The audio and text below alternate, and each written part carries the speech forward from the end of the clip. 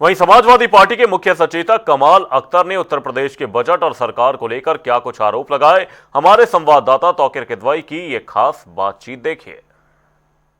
मुख्य सचेतक है समाजवादी पार्टी के, आज बजट पेश हो रहा है, क्या अब संतुष्ट है समाजवादी पार्टी इस पूरे सेशन से? अब देखिए, ऐसा है ना, उत्तर प्रदेश कितना बड़ा प्रांत है और आप बजट लेके आते हैं 9 लाख करोड़ रुपए। आपका आंकड़ा बताता है कि 36% बजट खर्च हुआ, कुल 3 लाख करोड़।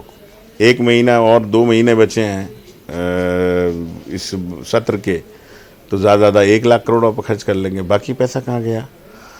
तो सरकार सिर्फ 4 विभागों की कटौती लेके आती है और बाकी बजट ऐसे ही पास कराती है।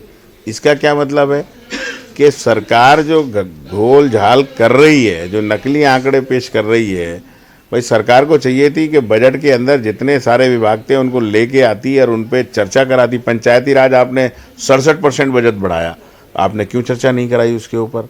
आपने ग्राम विकास के अंदर 60% बजट बढ़ाया, आपने क्यों चर्चा नहीं कराई? आपने अंदर सिंचाई के अंदर आपने 23% बजट बढ़ाया, तो चर्चा क्यों नहीं कराई? आपने सिंचाई पे आपने चर्चा कराई। तो मेरा कहने का मतलब ये है कि कटौती पे चर्चा इसलिए होती है कि मंत्री अपनी योजनाएं बताता है और विपक्ष उन पे सुझाव देता है, राय देता है। बिना सुझाव के आप काम कर रहेंगे तो जाहिर सी बात है कि सरकार पूरी तरह से इसलिए फेल है कि पूरे वित्त वर्ष के अंदर 1/3 बजट अभी तक पास कर पाई है, केवल 2 महीने बचे हैं पूरे साल के। तो ये बजट पूरी तरह से फेल है। तो आप संतुष्ट नहीं है पूरे सेशन से, जो जिस तरह से आज 8-9 दिन से लगातार जो बहसबाजी चल रही है, इसमें कुछ हल निकला समाजवादी पार्टी को? अरे मैंने बताया ना, लिखा लिखाया पढ़ा पढ़ाया, आंकड़ों के जाल में भाजपा ने लोगों को फंसाया, बस यही है और कुछ नहीं है।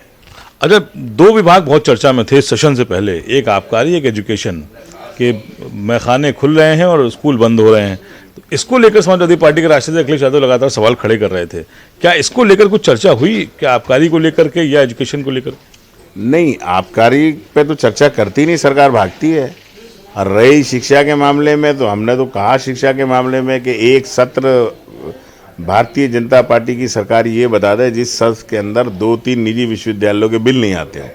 ऐसा लग रहा है कि उत्तर प्रदेश के अंदर कोई भी आदमी शिक्षा मतलब अशिक्षित रहेगा नहीं, 100% लिटरेसी हो जाएगी उत्तर प्रदेश के अंदर। लेकिन जब हम सवाल करते हैं कि आपने निजी विश्वविद्यालय को जो मानक हैं उसके अनुरूप आप जो मान्यता दे रहे हैं, बिल पास करा रहे हैं, क्या वो सारी फैसिलिटीज़ हैं? तो कोई जवाब नहीं। प्रोफेसर हैं, लेक्चरर हैं, रीडर हैं, कोई जवाब ही नहीं है। स्टाफ है नहीं, बिल्डिंग है नहीं। शिक्षकों को लेकर भी कहा गया कि साफ सरकार ने मना कर दिया सेशन में कि शिक्षक भर्ती नहीं होगी। अरे मैंने क्या, सरकार पूरी तरह से शिक्षा को निजी हाथों में देना चाहती है और मैं कह सकता हूँ 99% उच्च शिक्षा और कम से कम जो है सेकेंडरी शिक्षा जो है ये लगभग ज़्यादातर निजी हाथों में जा चुकी हैं। अब गरीब के बच्चे के पढ़ने की व्यवस्था मैं समझ रहा हूँ सरकार ख़त्म करना चाहती है।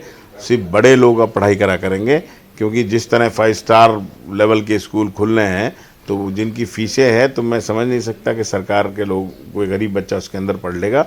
और सरकार पूरी तरह से निजी हाथों में शिक्षा सौंपने जा रही है।